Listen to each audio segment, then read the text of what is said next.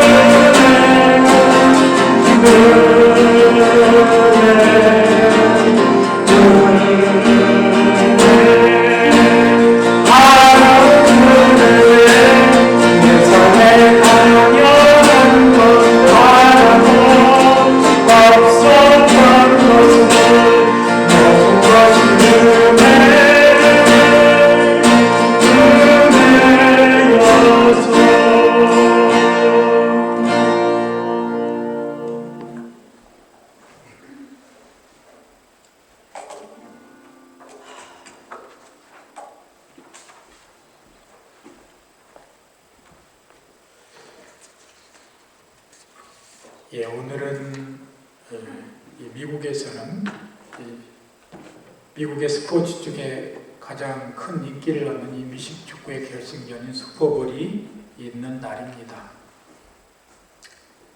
특별히 이 지역은 여기서 15마일 정도 되는 곳에서 그 경기가 열리기에 지난주부터 굉장히 모든 곳이 조금은 붐비고 이제 많은 사람들이 자주 왔다 갔다 합니다.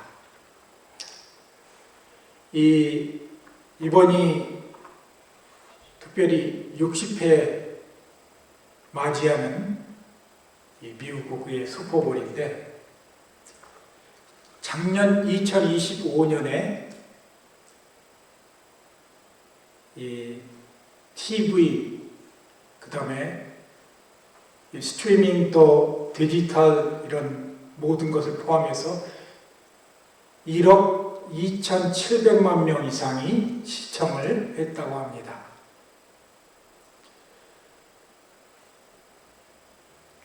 (2025년에) 이 경기에 이러한 기록적인 시청자 수는 역사상 최고로 많은 기록이라고 합니다. 그리고 이 슈퍼볼에는 특별히 halftime에 쇼가 새롭게 나오는데, 거기 이 halftime 시간에는 더 많은 사람, 1억 3,700만 정도가 시청을 했다고 기록되어 있습니다. 우리는 많은 사람들이 이 여러 가지 세상적인 오락을 하고 연회를 하고 또 이런 레크리에이션적인 활동을 합니다. 요즘 시대에는 또 운동을 관람하고 이런 것도 사람들의 여가 활동 중에 하나인 것입니다. 세상은 여러 가지 우리 인간적으로 할 수 있는 여러 가지 기쁨과 또 즐기는 그런 것들을 만들고 있습니다. 그렇지만 우리의 영적인 삶을 더 주님 안에서 풍요롭게 하고 또 이런 것들이 점점 약해져감을 보게 됩니다. 오늘 이 시대는 많은 사람들이 혼란의 시대라고 합니다. 그런데 오늘 우리가 읽은 이 본문에 나오는 이 느헤미야라는 사람이 있습니다. 이 유다 사람으로서 바벨론의 포로로 끌려갔던 사람이었습니다. 어쩌면 그가 어렸을 때 1차 포로가 끌려서 갔을지도 모르겠습니다. 이 사람이 이 바사, 지금의 페르시아 왕 아닥사스다 왕 통치하에서 왕의 신망을 받았던 그런 사람이었습니다. 그래서인지 그를 왕은 궁중에 나오는 모든 술을 다 관리하도록 한 것 같습니다. 느헤미야는 이런 상황 속에서 그는 그의 민족을 생각하고 또 하나님의 뜻을 발견한 사람이었습니다. 우리가 사람들의 이름을 보통 짓는데 이 성경에 나오는 인물들은 제가 언젠가 말씀드렸지만 두 가지 의미에서 성경이 우리에게 기록되었다고 얘기합니다. 첫 번째는 그의 부모가 그의 삶이 그 이름처럼 살라고 해서 이름을 지은 것을 말하고, 두 번째는 그 사람이 살고나 인생을 마치고 난 다음에 후세 사람들이 이 사람은 삶을 이 이름처럼 살았다고 하면서 그의 이름을 붙인다고 합니다. 그런데 이 느헤미야라는 이름의 뜻은 여호와의 위로라는 뜻입니다. 조금 재미있는 우리 한국말로 하면 좀 아재 개그라는 것이 있는데, 성경에서 자기가 예수를 가장 잘 믿는다고 자기만 보고 따르라고 하는 사람이 있습니다. 그 사람은 신약에 나오는 사람인데 바나바라는 사람입니다. 이 바나바라는 이름의 뜻은 우리가 아는 대로 위로의 아들, 바나발, 그러니까 위로의 아들이라는 뜻입니다. 아마 이 느헤미야도 하나님의 위로를 받는 그런 사람이었던 것 같습니다. 우리는 이 느헤미야서를 보면은 이 바사에서 남은 포로들과 함께 3차 기환 때에 약 BC 441년경입니다. 그런데 우리는 이 시기를 잘 기억해야 하는 게 587년에 그들이 포로로 끌려갔으면 440년 정도면 벌써 80년이 지난 세월입니다. 이제 그들의 희망은 점점 사라져가고, 그들이 처음에 끌려갔던 바벨론 나라는 이미 망했고, 이 바사라는 나라가 통치하는 그런 시대 속에서 그들 살다 보면서 그들은 점점 귀국, 다시 돌아가는 희망이 사라졌을 때였습니다. 이럴 때 왕의 총애를 받은 이 느헤미야는 자기가 해야 할 일을 깨달았던 것입니다. 하나님이 나를 이 자리에 올린 것은 내 민족을 해방시키고 다시 본국으로 귀환할 수 있는 그런 여건을 마련하기 위해서가 아닌가 생각했을 거라고 오늘 우리는 본문을 읽으면서 상상할 수 있습니다. 그래서 오늘 우리는 이 본문을 통해서 하나님의 섭리를 특별히 발견할 수 있습니다. 느헤미야가 또 이제 성벽을 재건할 때 이 사마리아 총독 산발랏하고 또 암몬의 총독 도비아가 조롱하면서 군대를 끌고 와서 성벽의 공사를 하지 못하도록 했습니다. 이런 가운데서도 굴하지 않고 끝까지 주님이 맡기신 사명을 감당했던 느헤미야는 참으로 하나님의 영이 충만한 사람이었습니다. 오늘 본문 말씀은 혼란한 시대를 사는 주의 성도가 어떤 마음가짐과 또한 삶 속에서 주의 자녀로서 어떻게 살아야 할 가는지를 우리에게 가르쳐 줍니다. 제일 먼저 우리가 오늘 본문 속에서 발견할 수 있는 하나님의 은혜는 자기가 하는 일들 속에서 하나님께 귀를 기울이고 하나님의 섭리를 찾는 사람이었다는 사실을 우리는 발견하게 됩니다. 그는 이국 땅에서 왕의 칭송을 받아 귀중한 자리에 오른 것이 하나님의 섭리와 계획이 있음을 깨닫고 자기가 어떤 일을 해야 할지를 고민했습니다. 그는 자신의 영달보다 자신이 고국과 민족을 위해 해야 할 일을 발견하고 담대하게 왕에게 나아가서 내가 왕의 명하에서 많은 사람들을 나의 민족과 또 도와줄 군사들을 거느리고 총독으로 부임해서 그곳에서 제일 먼저 성벽을 쌓게 해달라고 하였습니다.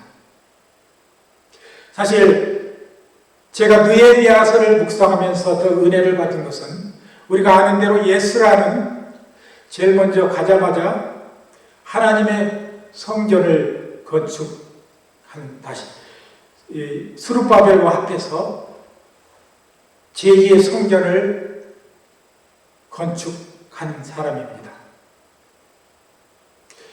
사실 하나님의 백성들은 하나님의 전을 제일 먼저 짓는 것이 먼저입니다. 이제 그 시기가 지나서 느헤미야는 꼭 하나님의 성전만 짓는 것이 아니라 귀중한 내 백성들이 다시 포로 전의 삶으로 돌아가기 위해서 성벽을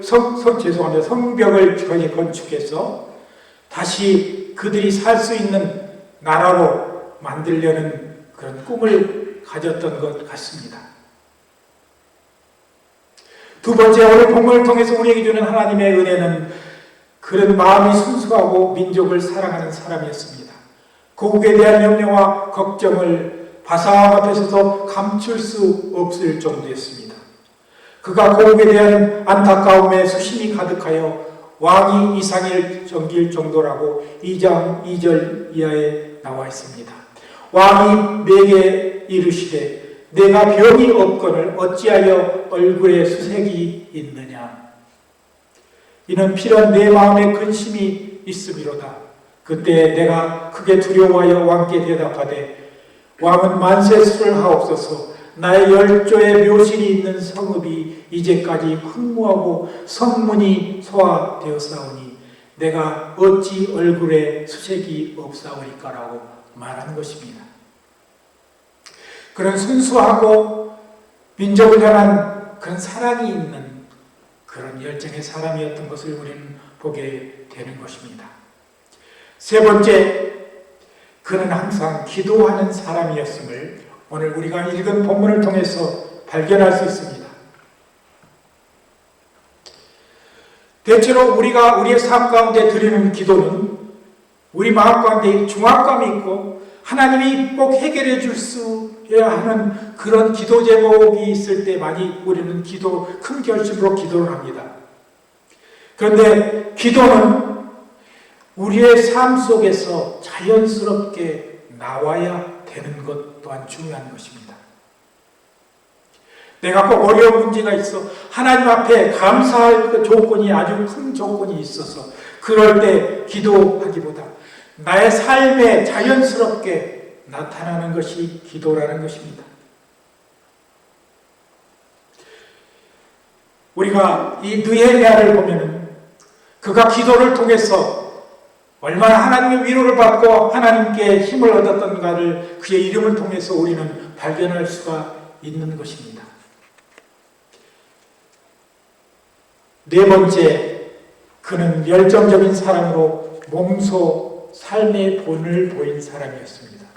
그는 타인들도 그 일에 동참할 수 있도록 감동을 주었습니다.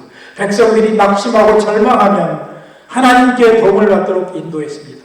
4장 14절에 보니까 내가 돌아본 후에 일어나서 귀인들과 민장과 남은 백성에게 고하기를 너희는 저희를 두려워 말고 지극히 크시고 두려우신 주를 기억하고 너희 형제와 아내와 자녀와 집을 위하여 싸우라 하였느니라고 기록되고 있습니다.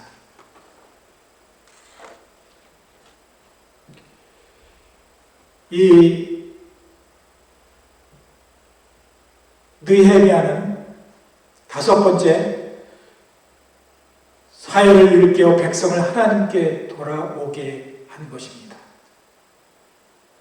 그는 온갖 열정을 쏟아서 죽어가던 예루살렘의 유다 사회의 생명과 활력을 불어넣었으며 폐허된 상태였던 예루살렘 거리를 새로 건축하고 학사했던 에스라와 함께 백성을 지난 시절의 가오에서 회개하고 하나님께 돌아오게 한 사람이었습니다. 우리 성도는 자기가 속한 단체의 제약에 대해서도 마음 아파하며 회개하는 그런 성도가 되어야 하는 것입니다.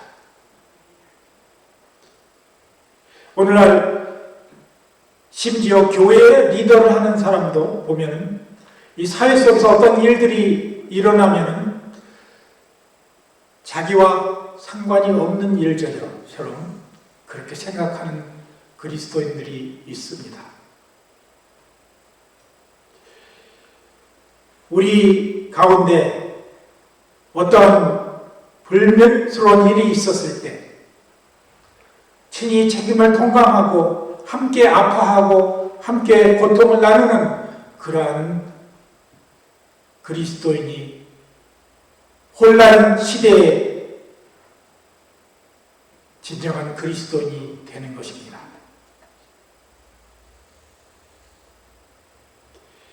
오늘 저는 이 느헤미야서 1장을 여러분들과 함께 묵상하면서 지금의 시대에는 여러 가지 혼란스러운 우리가 영적으로 우리를 부패하게 하고 또 우리 영이 쇠퇴하게 하는 여러 가지 요소들이 많이 있습니다. 인터넷이나 모든 매스미디어를 통해서 우리는 그곳에 시간을 많이 허비하지 하나님의 말씀을 묵상하며 그 말씀 속에 살아있는 것에 대해서 실천하고자 하는 그런 시간들이 부족함을 우리가 깨닫게 됩니다. 오늘 본서 9장 1절에서 2절 6절에 보니까 그달 24일에 이스라엘 자손이 다 모여 금식하며 굵은 베옷을 입고 티끌을 무릅쓰며 모든 이방 사람들과 절교하고 서서 자기의 죄와 조상들의 허물을 자복하고 주는 여호와시라 하늘과 하늘들의 하늘과 일월 성신과 땅과 땅 위에 만물과 바다와 그 가운데 모든 것을 지으시고 보존하시오니 모든 천군이 주께 경배하나이다고 고백했습니다. 우리는 그리스도인으로서 우리가 해야 할 일은 그리스도처럼 사는 것보다 내 가운데 있는 죄악들을 회개하고 내가 주님이 주셨던 그 첫사랑의 은혜를 다시 회복하기 위해서 더 애쓰는 그런 성도들이 되어야 하는 것입니다. 이제 말씀을 마치겠습니다. 앞서 느헤미야라는 이름의 뜻을 제가 설명드렸는데 여호와의 위로라고 하였습니다.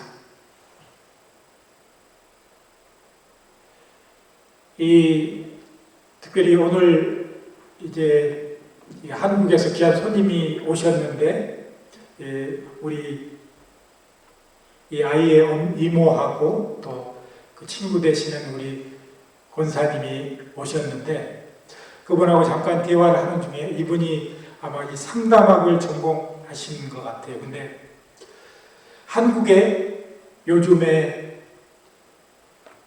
교회 안의 성도들도 우울증에 고민하는 사람들이 많다고 합니다. 사실 우리가 그리스도인이면 이러한 문제에 봉착해서는 안 된다는 것을 잘 알고 있습니다. 그러나 우리가 인정할 것은 인정하고 우리가 우리의 삶을 그곳에서부터 다시 출발해야 한다는 것입니다. 실은 저희 집에도 그런 환자가 있습니다. 이것은 우리에게 하나님께서 하나님의 위로를 함께 전하고 그들과 함께 다시 신앙의 재출발을 해야 한다는 것입니다. 오늘 제가 이 느헤미야서에 여러분과 함께 묵상한 이유 중에 하나는 이스라엘 백성들이 바벨론의 포로에서 처참하게 망가진 그런 유다 땅에서 다시 일어나는 삶을 산 그런 모습을 우리는 보고 있는 것입니다.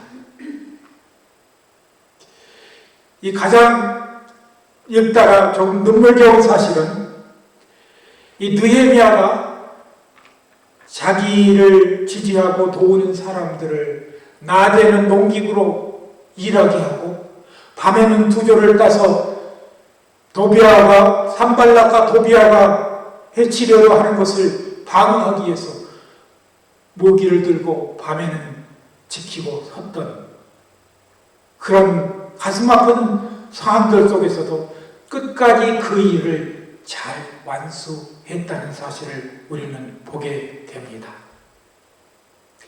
우리는 이 시대를 살면서 하나님의 위로와 하나님이 주시는 은혜로 우리는 다시 일어나고 다시 성장할 수 있는 것입니다. 이 시대에 정신적인 고통을 받고 있는 모든 사람에게 필요한 것은 바로 하나님의 위로인 것입니다. 지금 세상에서 많은 인간에게 주는 유흥과 오락과 기쁨의 요소도 우리에게 참된 위로를 주지 못합니다. 오직 하나님의 위로만이 우리를 살리시는 것입니다. 오늘 본문에 나온 느헤미야처럼 우리 믿음의 성도들 또 우리 주의 성도들이 주의 위로로 무장하고 주의 위로 가운데 살며 그 주의 위로를 다른 사람에게 위로하는 그런 성도들이 되시기를 원합니다. 그래서 이 시대 속에서 하나님이 우리에게 주신 사명을 완수하는 귀한 성도들이 되시기를 예수 그리스도의 이름으로 간절히 기원드립니다. 같이 기도하겠습니다. 그러므로 사랑하는 형제들아, 하나님의 자비하심으로 너희를 권하노니 너희 몸을 기뻐하시는 하나님의 앞에 산제사로 드리라고 우리에게 말씀하시는 주여, 오늘도 우리와 함께해 주시며 이 시대 속에서 주님 앞에 다시 회개하고 자백하고 돌아오는 귀한 저희들 되게 하여 주시옵소서. 우리의 삶이 우리가 사는